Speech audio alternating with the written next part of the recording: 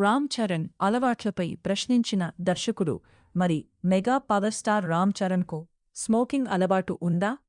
Orange రంగస్థలం పెద్దిలాంటి చాలా సినిమాల్లో cherry smoking చేస్తూ కనిపించాడు. నిజ జీవితంలో ఆయన ఎప్పుడైనా సిగరెట్ తాగారా?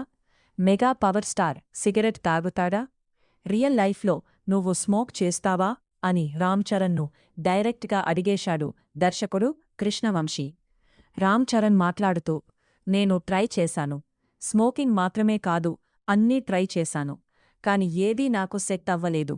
పర్మనెంట్ అలవాటుగా మారలేదు. స్మోక్ చేస్తే స్కిన్ పాడైపోద్ది, వాయిస్ పాడైపోద్ది అంటుంటారు. మనకు తెలుసు కదా, సినిమాల్లో కూడా ముందు యాడ్ వేస్తుంటారు స్మోకింగ్ గురించి. నేను తాగలేదు అని చెప్పట్లేదు. అన్నీ ట్రై చేశాను. తప్పు అని నేను అనను.